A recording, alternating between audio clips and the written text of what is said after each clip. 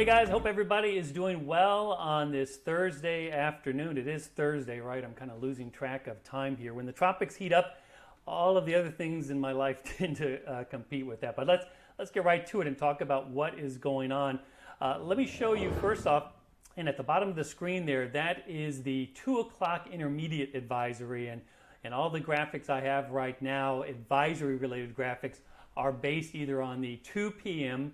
intermediate advisory, which is where the stats are, the wind, the movement there, the position, and then the track is based on the 11 a.m. advisory, and we're waiting on the new advisory to come in around 5. Now, because the storm is headed into U.S. and international territory in the Northeast Caribbean, a lot of times the advisories are a little bit later. They're closer to 5 o'clock, and also because there's a plane out there, sometimes the hurricane specialists at the National Hurricane Center want to wait until they get every little bit of information in from the plane. Maybe the plane is headed towards an area where there could be stronger winds.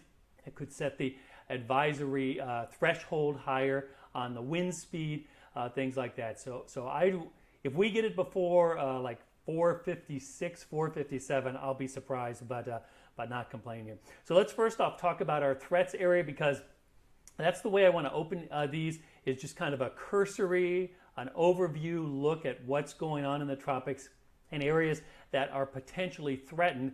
And then if you're like, I'm not threatened, I don't need to watch the rest of this, it's fine, you can drop off, no need to stick around and continue to watch the video, because we're going to kind of dive into what's going on today. If you're into the meteorology and you think all that stuff is cool, and you're learning like I am here with every storm, then by all means, stick around for that. So let's talk about what's going on first. Once again, the 2 o'clock advisory here shows winds at 50 miles an hour.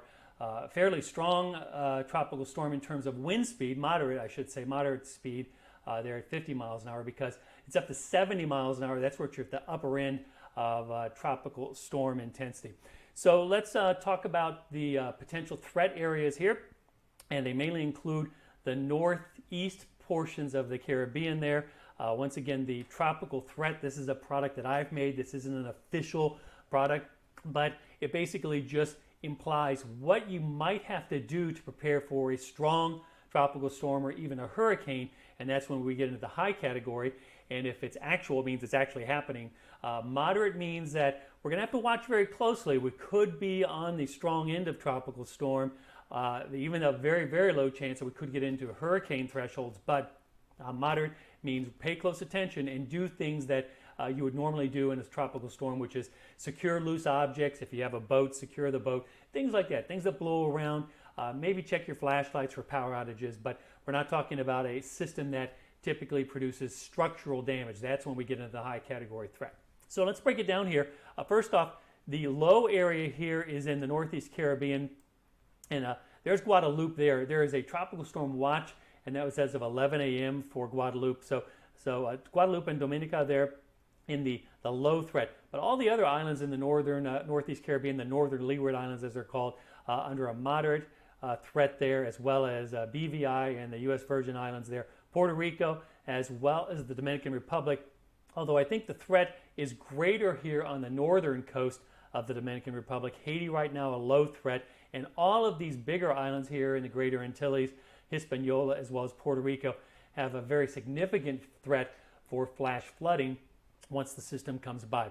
Now I've raised it here to moderate for Turks and Caicos, and you'll see here when we look at the models and stuff that the threat I think is increasing there. It is low for the Naguas as well as the Southeast Bahamas. And then as we zoom out here, that's pretty much the only game in the basin here. The U.S. East Coastline as well as the Gulf and the rest of the Caribbean are in low categories. So or zero, I should say. They're not even low, it's zero, it's the blue area. So here's the 2 o'clock intermediate advisory. Winds are 50 miles an hour moving to the west at 14 miles an hour there. And then here is the 11 a.m. advisory future track there. This is the time frame here through Saturday and Saturday evening. So the thinking based on this forecast as of 11 a.m., the weather deteriorates rather quickly on Friday night in the Northern Leeward Islands, and then during the day on Saturday, and eventually Saturday night and Sunday for Puerto Rico. This yellow area here, that's the possibility of tropical storm conditions. I like to include that because the cone just shows where the center is expected to be. The yellow area shows where the tropical storm conditions are expected. And you can see that's through Saturday evening, so still not into Puerto Rico yet. Moving forward here, there we are Sunday morning and then Monday morning on the time frames there. You can see the tropical storm threat covering all of Puerto Rico now and beginning to touch the eastern tip of the Dominican Republic there. And then there is our Tuesday morning time frame there near the Turks and Caicos. And you can kind of see how the tropical storm conditions kind of wrap around Hispaniola there. Is it still a possibility that the system could track over Hispaniola and be disrupted? Absolutely, as well as Puerto Rico, absolutely. But I'll show you in just a second here, it is pretty disrupted for the time being right now. So let's talk about the overall pattern here, what's going on, what's driving everything. And literally, Fiona there in the middle is swimming in a sea of dry air. And dry air typically is an inhibiting factor with tropical systems. What you can see here is, if you look at it just from there, you're like, well, that's pretty impressive, right? Nice round system right there. The center is probably somewhere right there, right? Not the case at all. In fact, it's not anywhere near the center. If you look at the visible satellite picture here, it shows that the center has literally outrun the rest of the bad weather part of the storm there. So pretty crazy, right? So looking here, the center obviously is right there, and then all of the thunderstorms and the really bad weather is back there. Now I'll show you the hurricane underplane. The hurricane underplane just made a cross through there, crisscross through there just a few minutes ago, and they're finding some pretty good winds here out in just these strong wind bands and rain showers here. But by all means, the strongest weather is over here, mainly to the east. So the storm is in essence kind of outrunning, the center of the storm is outrunning the other parts of the storm there as it moves on to the west. Let's talk about the recon. Let me update it here. The plane is in there right now. And you can see there's some pretty good winds there now. So these wind values are, and this is flight level winds, so this is up where the plane is around 5,000 feet. There's some near hurricane force winds being reported there. Now, do those winds come down to the surface? In other words, the winds that the plane is seeing at 5,000 feet, do those make it all the way to the ocean surface?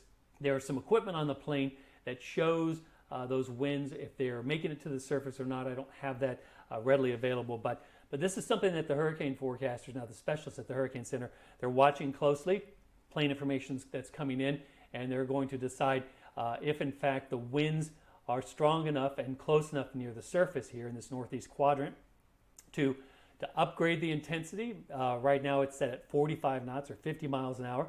And remember, the definition of a tropical storm or a hurricane is any sustained winds in any part of the storm. It doesn't have to be throughout the storm. It just has to show up in one part to qualify as the threshold of the intensity for the whole storm. There is the center. That was an extrapolated pressure of 1,006 millibars. What that means is typically the pressure goes down as the storm gets stronger and the winds come up. So we'll be watching that pressure now that the hurricane hunters are in there to see if that pressure drops any further. All right, let's move on here and talk about why is this storm so, as we call it, decoupled. In other words, why is the low part of the storm not associated with the middle and upper parts of the storm? And I think this is the reason why right here. This is what we call the deep layer winds, the steering winds at different parts of the atmosphere.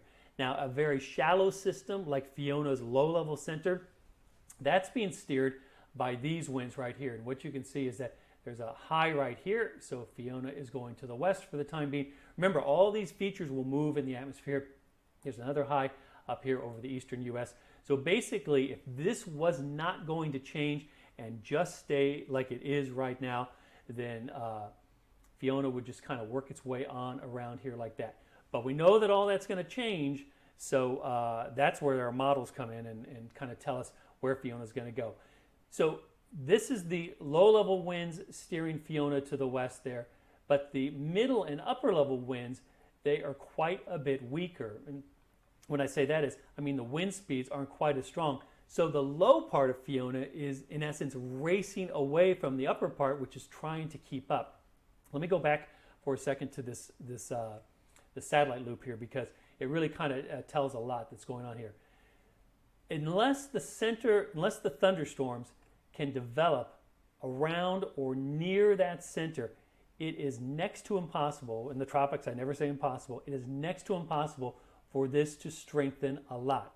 It could strengthen a little bit, and it could have some stronger winds over here in the eastern part of it, but it's next to impossible for it to strengthen a lot. So as long as this configuration remains where the center is out there outrunning the thunderstorms, then strengthening would probably be minimal.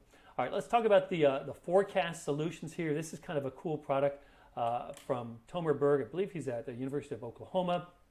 And a lot of this is on the internet. You can find it. It's really cool. This is from last night's computer model runs. It's the European, the GFS, the Canadian, I think, is in there. I think this is just the European, the GFS, and the UK mat are in there. So we're going to go forward into time here. And this is all the model solutions as we step through time here. And this is one of the things we look at to know how good is the model handling this. Remember, this is from last night's run. And we get what's called an ellipse here. And that ellipse you can see right there is this blue area that's going on right there. Now the ellipse is along the track, and we call that a long track error because it's basically along the track. And usually that indicates a timing difference between the models. So over here, that part of the track, that means that the storm, according to this model, is moving faster. And back here, this model thinks it's moving slower. So that's a long track error there. Now let's go forward a little bit more here. Get back to my graphic and my control here of this graphic. And what you'll see is that ellipse begins to shift, begins to turn a bit sideways here. And now it is no longer really as much a long track error as now is what we call a cross track error. So a long track error is that way. That's a timing difference. Cross track error is that way, and that is a location difference. And you can see the bigger the ellipse gets, the more uncertainty that's involved in the model. So what we're looking at here is there is a possibility, according to the models, it could be a little bit slower, a little bit faster, a little more to the left, a little more to the right. The mean, the black line there, is kind of in the middle of the ellipse, and that's usually the best route to go because studies indicate that the mean of the GFS especially does very, very well with the models. So let's go into the latest models here. This is the GFS model here, and let me scroll it up a little bit there. Okay, so that's the GFS ensemble, and that is through 5 days here. Oh, I knew I was going to do that. I did that yesterday too, right? Okay, there we go, but I figured out how to get it back. So what we're looking at here is basically the colors indicate the intensity. As we get into blue, we're stronger, and these yellows and reds are even stronger. And look, they're almost all over here on the right side of the mean, on the north side of the black. So the model, in this case, is saying that, well, if it gets over here, the odds that it's not going to have land interaction and it's going to have better environment over here, the odds are that it's going to strengthen. But if it's over here to the left, then the odds are that it's going to remain weaker because it's moving faster. The low-level center probably doesn't have a lot of thunderstorms associated right with it. So really the course of action that the Hurricane Center might do in this case is take the mean there, that black line. That black line is very reliable, had a lot of skill last year. And then you have to think going forward now, if it starts to get a little bit north of that forecast track, we're thinking the possibility of a stronger system. However, if it's a little bit to the south, then maybe not as strong. Just some things you all put together in the back of your mind and you think about along the way. You never really commit to one scenario, especially when there's a lot of uncertainty like this. You consider all the possibilities. This is the European solution here, and also there's a signal that these right members here probably have a more of intensity. The other members here, especially the ones that go through the islands there, the terrain issue, don't have as high of intensity there. And also the black, pretty close to what the GFS is showing there. So maybe there's some model-to-model consistency, but there's still a lot of uncertainty there. The final, this is kind of all the models together, not the ensembles, but all the models together here. And one thing I pointed out before was that this very simple model here, this is the left solution. That's for a very shallow or a weak storm. And then this kind of model here points to if it's a stronger storm throughout the model cycle, it's more likely to go to the right there, away from land. So all things that we're going to be watching here, the intensity, I'm going to show you the intensity. The stronger intensity here is based on those models that are out there over the water and show a little bit more favorable environment for developing here. But you can see those models kind of ending up over here in the higher tropical storm end. But all in all, it's kind of a watch and wait game for most of us in the southeast U.S. and most of us, the rest of the Bahamas, places like that. For obviously the northern islands there of the Caribbean, it is a prepare for a tropical storm. And then the Hurricane Center working on their 5 o'clock advisory, so be sure to check on their website for that when that comes in. If there's any big updates or any big changes, of course, I will let you know right away, either on Twitter, or if it's important enough, I will just do another live streaming video. You know what? I spoke, and there it is. There is the new advisory just starting to come in. So let me show you that while it is starting to come in. This is it. So this is what we call the forecast advisory, and so we've got the changes in watches and warnings for this advisory. Government of France has upgraded the tropical storm watches for Guadeloupe, St. Bartholomew, and here comes the rest of the advisory. And so now on the bottom of the screen, we'll get the 5 o'clock advisory that's coming in there. So tropical storm watches have been issued for Puerto Rico and the Virgin Islands. Let's see, the intensity there has been raised now, 60 miles an hour, moving to the west at 14, and the pressure similar to what I showed you there. Let me go back because we've got the new advisory in and show you. This is for 5 o'clock now. And so here it is, 5 o'clock, 60 mile an hour winds moving to the west at 14, and this will be the new future track as well. So we'll take it for what it's worth because it's not going to have the cleanest graphics because usually we have to adjust these. So that's the 2 p.m. position right there. And you know what I'm going to do here? While I'm talking to you on one computer, I'm going to look over here on the other computer and see if I can get some intensities here from the forecast advisory itself. So basically it is looks pretty steady intensity-wise in that forecast. The discussion's coming out now. And yeah, basically they're just holding it at 50 knots, which is 60 miles an hour, until 96, until day 4 and 5, and then they're increasing the intensity. So here we are through Saturday afternoon, and then here we go into Saturday night, Sunday afternoon. And remember, these times are probably when the bad weather is going to start arriving because it's a very lopsided tropical system. There we are on Monday, and then there we are on Tuesday, and that Tuesday position is strong tropical storm. That's 70 mile an hour winds is the forecast there, but not a hurricane as we go there. So that's basically it. We were fortunate to get the advisory well before 5 o'clock. I know all the TV folks like that because then it gives them a chance to run their graphics. And of course, as I said, we will give you any updates as needed. In the meantime, stay tuned to the National Hurricane Center, and I'll give updates as needed on Twitter. Have a good evening.